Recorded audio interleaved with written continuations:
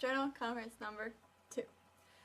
So, when I was going back through my journal, I found that all the notes that I've been taking while reading and analyzing and trying to be critical are all very similar and all very bland. And like realizing going through that now, that's not how it's supposed to be because we're reading different authors who are writing in a different way.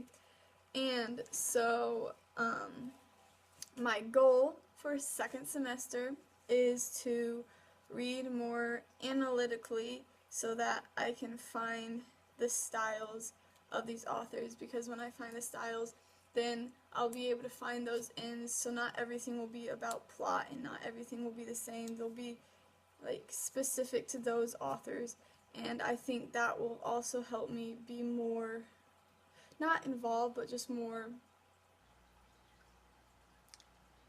useful in conversations, because I'll be able to give an end that's not just opinion and not like that everybody else can see, but like actually something that's deep. And so yeah, that's my goal for this semester. But I began with A and P, and so one of the things I wrote was a lot of my focus was on the word metaphors. I think it is ironic how much he uses food-related items while he is working in an AP, or A and P. So I'm recognizing the metaphors, and like I see them, but when I was reading that, I just thought it was like ironic and funny. I didn't put it together that it was in there for a reason, and so like just right off the bat, I already see that I need to be more aware and focus more when I'm reading, which is frustrating because I want to see that, but it just doesn't click yet. And that was like the major thing. And like we discussed in class, like how he was really just checking them out because, checking them out, food, it's funny. But so that's already one spot. But then we moved on to visual art. And for me, visual art was really easy. Okay, I wouldn't say easy, but it just like stood out more to me, the style choices. In American Gothic, I said she's wearing a brooch, which sort of makes me think that this is meant to be a picture from older time. And then I also said she has a piece of hair falling. Does that it's not in the focal point. What I got from this is that she's at an age and time where she wants to be a teen and do things that are a bit rebellious. Whatever. But like just noticing things like that, like I don't know if it's because it's visual and I'm a visual person that I just see more easily, but I don't know. I also wrote that, yeah, I spoke about the smoke too, and I talked about that in class discussion. But so I think it is because it's so visual that it's just easy for me to see, but I want to take that visual ability and use it while I'm reading, because it was so easy for me here, but then I go on to read something, we went on to read Poetries and Education by Poetry, and for this I just found it to be so hard to read because it was all like really small writing, it was all in block form, and I kind of just stared at it like, first it was really intimidating because it was in that super huge book, but I just stared at it and I was like, what am I supposed to get out of it, because it wasn't in a particular shape or anything and any of that, but I'll get to that later. So then after we did visual art, we went on to read Walter Mitty. So I read Walter Mitty twice. The first time I read it just to read it and get the concept. And so the first time I read it, I noticed like the sound, the pocketa, but I also noticed the ellipses, and I think I noticed them because again it was more visual.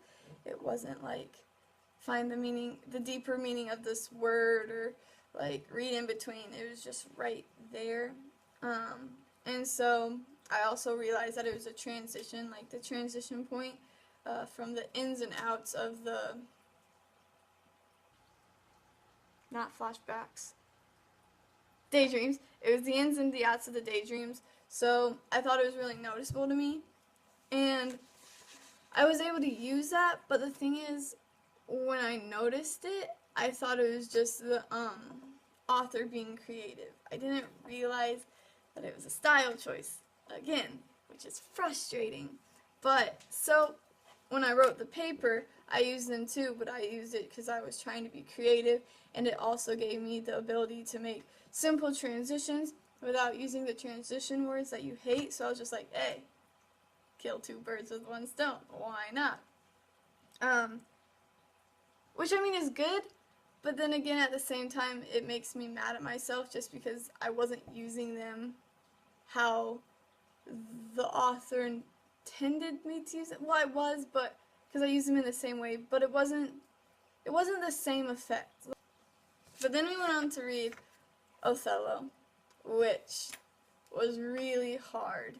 Well, I guess we'd been reading Othello the whole time, but it was really hard because I knew nothing about poetry and meaning and like deeper stuff, and I wrote in my journal, going back looking through my critical, this is left side, critical journals, there wasn't once where I questioned or made a comment about word choice or why Shakespeare chose this over that, which I should have been doing. That was all caps, just to let you know.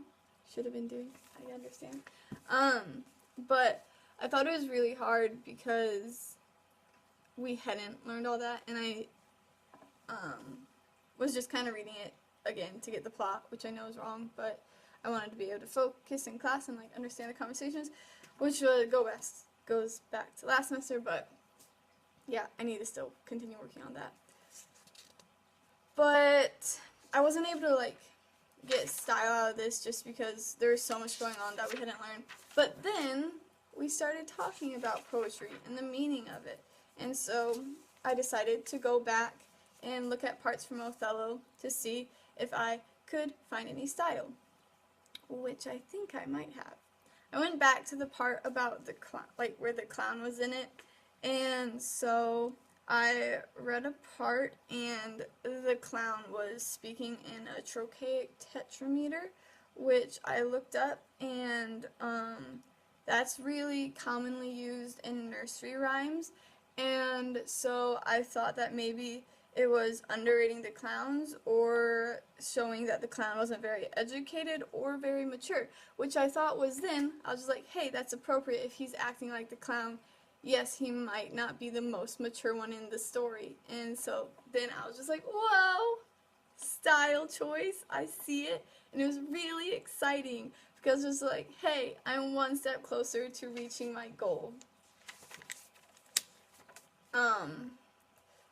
And then back to education by poetry, really just intimidating, like in your face words and big meanings and a huge concept, and I was just like, oh, what do I do here? But where is that page? It's right here. So what I wrote on my left side was, well, okay, so this was after we had chose what we did for the journal conference, so I knew my goal, and I knew my goal was looking for style, which I realized that when I went back to Othello. But, so when I read this, I was looking for style, and it was really challenging for me, but what I found was, I tried reading for style, and I felt like I had found a rhythm. There's parts where it just kind of like carried, and like, you're just like, okay, I feel you, I get it, I see it. Which I connected to the idea of all being poetry, because poetry usually has a rhythm, and then that all being a metaphor, and which was also cool because then in class we connected the metaphor to poetry, and I was just like, whoa, I saw that in my reading. That's kind of cool. So I have started to read for style, but it's still definitely challenging for me. But I was reading this book. It's The Art of Racing in the Rain, and in the second to last chapter, the dog's dying. Sorry, spoiler alert, he dies. But it says, as he's dying, it says, I saw a film, a documentary on television, and then it kind of like goes on to be more sentimental, and then it goes back to, I saw a documentary about dogs in Mongolia, and then he like comes back, and it like goes back to him being sentimental. And then it continues with, I remember this documentary said that after a dog, and it just kept like going in and out of him dying and then like coming back to. And because I had already been thinking about style, I was just like, whoa, like that's style right there. And it was really exciting to see that because I knew why the author was doing it, and I knew it wasn't just like mistakes that he had forgotten he had written before, which I probably would have thought earlier in the year and been like, this guy doesn't know how to write. But now I'm just like, whoa, this guy's an amazing writer. So